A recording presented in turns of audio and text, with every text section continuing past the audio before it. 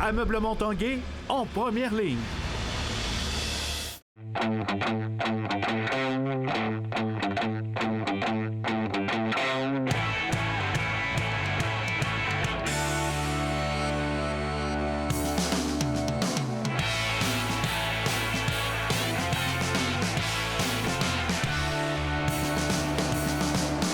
À tous un bon mardi. Bienvenue à l'Esprit sportif. Aujourd'hui, dans l'émission, on vous parle d'une nouvelle entreprise à Québec qui a pour nom Cano Atlas Expérience. Ne manquez pas ça.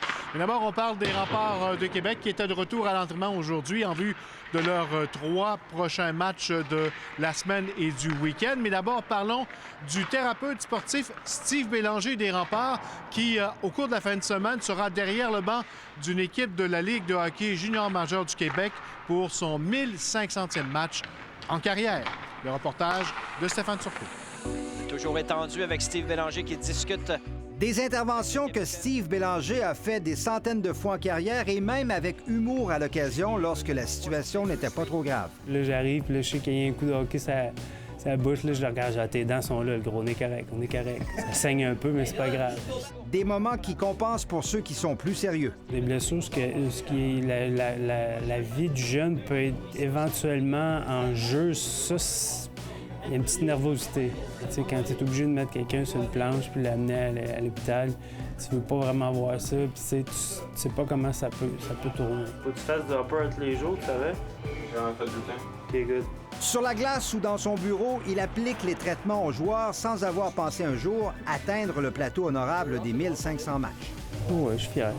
Je suis fier d'avoir fait ça, mais je veux dire, c'était pas le but, là, tu sais. C'est un exemple là, de type de personne que je me considère chanceux d'être entouré. C'est un gars de cœur, c'est un gars qui aime, qui est passionné de ce qu'il fait. D'ailleurs, lorsque je parle aux gens, aux familles, lorsque je veux qu'ils viennent chez nous, je vante beaucoup le mérite de notre côté médical. C'est avec les Faucons de Sherbrooke qu'il avait amorcé sa carrière avec un bref passage par la suite à Shawinigan. Je suis arrivé en 2000 avec les Remparts, puis depuis ce temps-là, j'ai adopté Québec. Il y a eu des opportunités professionnelles, mais il n'a pas trop insisté. J'ai eu des pourparlers avec du monde, mais le timing, en tout cas, pour moi, n'était pas bon. Fait que ça a juste pas débouché. Il se rappelle plutôt d'avoir remporté l'ultime honneur dans le hockey junior canadien. La Coupe Memorial, c'est le top. Il n'y a pas...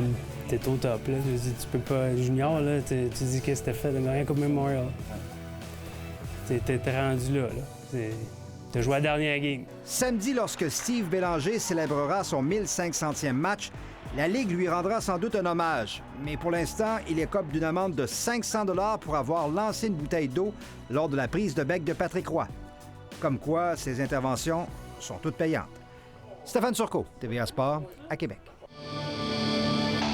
De retour à l'entraînement sur la glace du pavillon de la jeunesse, les Remparts se préparent pour une semaine de 3 rencontres en 4 jours qui s'amorcera jeudi face à l'Océanique de Rimouski au centre Vidéotron. Malgré une fiche de 7 défaites en 10 matchs à la maison, l'entraîneur-chef Patrick Roy est confiant de voir son équipe mieux performer dans l'avenir devant ses partisans. Présentement, c'est pas le résultat sur lequel on focus. Oui, on aimerait ça avoir plus de victoires à domicile, ça c'est certain, mais c'est de la façon dont on peut s'améliorer. J'ai adoré notre match contre Val-d'Or. C'est juste à l'entour du filet qu'on a peut-être été un petit peu nerveux. On n'a pas joué avec autant de confiance qu'on pourrait. Alors c'est pour ça qu'aujourd'hui, on travaille beaucoup les situations à l'entour du filet.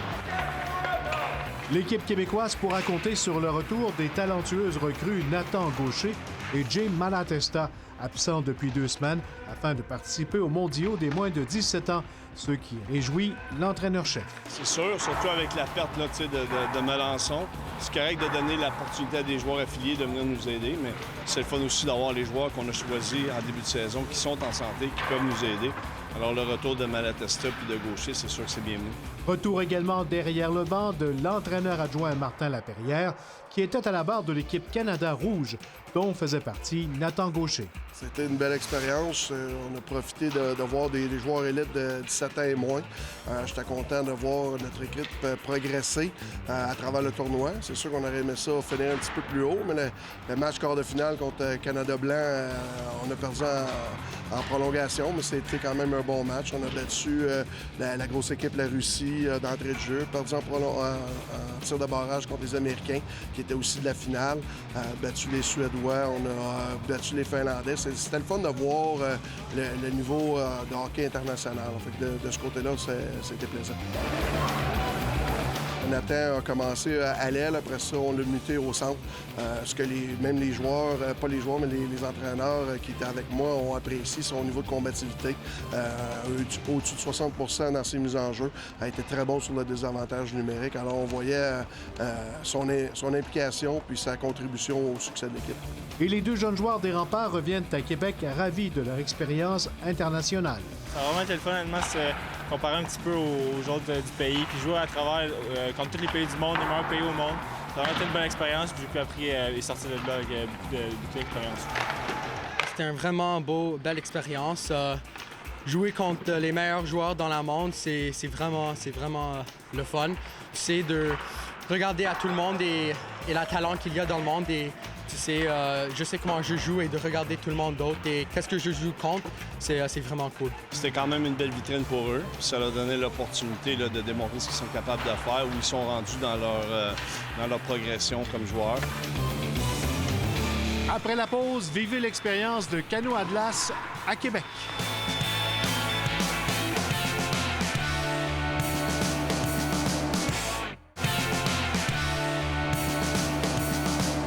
Lancement la semaine dernière à Québec d'une toute nouvelle entreprise, Canoë Atlas Expérience. Oui, monsieur et madame tout le monde et les visiteurs pourront maintenant vivre cette expérience unique de glisser sur les glaces du fleuve Saint-Laurent.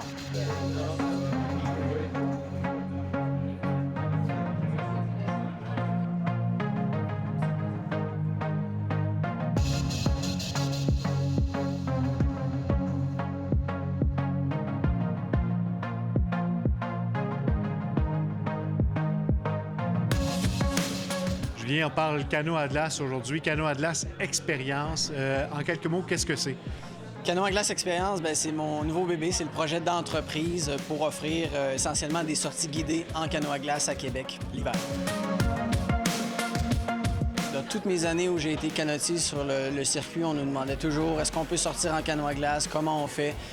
Depuis un an, je sonde le terrain, je travaille en collaboration avec l'Office du tourisme, avec les gens de l'industrie hôtelière de Québec pour valider ce besoin-là. On me dit oui, on a un besoin. Moi, je suis confiant de notre produit. On est une expérience unique au monde. Le canoë à glace, ça se fait nulle part ailleurs dans le monde. Notre produit vedette, c'est le baptême des glaces. Une activité vraiment centrée sur l'initiation et la découverte du canoë à glace. On s'adresse à un grand public, des gens qui sont simplement actifs, qui ont envie d'essayer l'activité. Donc, on les prend en charge du début à la fin. On leur fournit l'équipement spécialisé.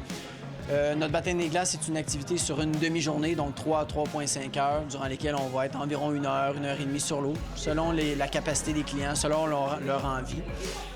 Une activité où le moment wow, c'est peut-être à la mi-parcours où on s'arrête sur une glace, on prend des photos, on boit notre chocolat chaud, on prend le temps de mesurer la beauté de l'environnement dans lequel on se trouve. Une activité aussi qui va être offerte 2 fois par jour durant la période d'opération, donc entre le 21 décembre et la fin mars, une sortie le matin, une sortie l'après-midi. Et une sortie, je vous dirais, qui se mêle bien avec notre deuxième expérience, qui est le forfait canoë à glace et Strom Spa Nordique Vieux-Québec. C'est simple. Après le canoë à glace, on a envie de quoi? On a envie de chaleur, on a envie de réconfort. Donc, on propose à nos clients de se diriger vers les installations du Strom Spa. On a des bains chauds sur place, des saunas, des chutes thermales.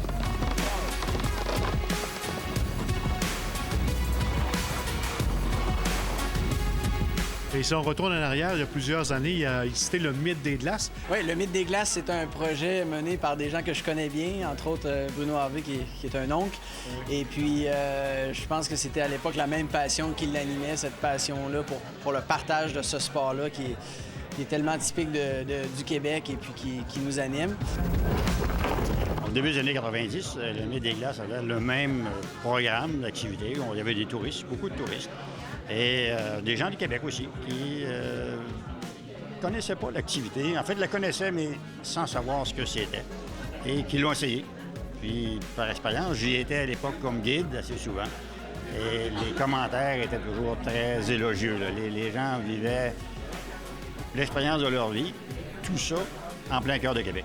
L'expérience canot à glace, là, je vous dirais, le simple fait de descendre sur l'eau avec le canot et de vivre ce que c'est que le contact avec les glaces. Les clients ont des crampons aux pieds, donc on les invite à propulser le canot à la trottinette, donc avec les glaces.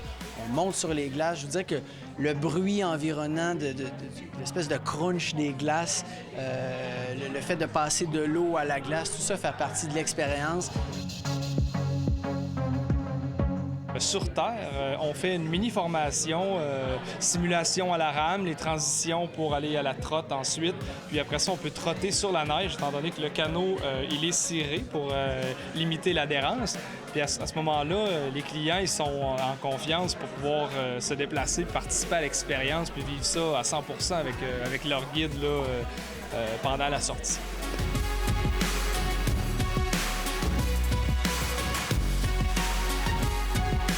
Un groupe qui réserve pour 3 personnes, 195 $ pour personne à la demi-journée. Les gens qui veulent venir en groupe de 2, nous, ça nous oblige à fournir un guide supplémentaire, question de sécurité encore une fois et d'agrément, donc 225 $ par personne. Au niveau des expériences Tromspa nordique, on a un montant forfaitaire de 50 $ par personne à ajouter pour bénéficier de l'expérience canot à glace et spa nordique.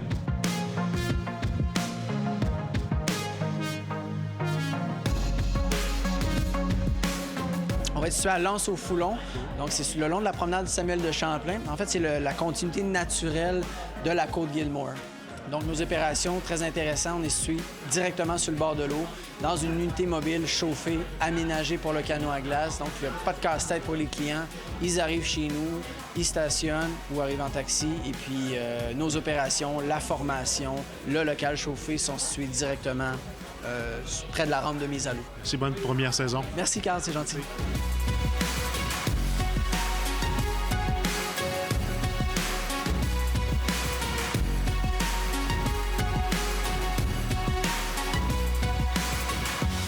Et voilà qui complète l'esprit sportif pour aujourd'hui. Soyez au rendez-vous demain, même heure.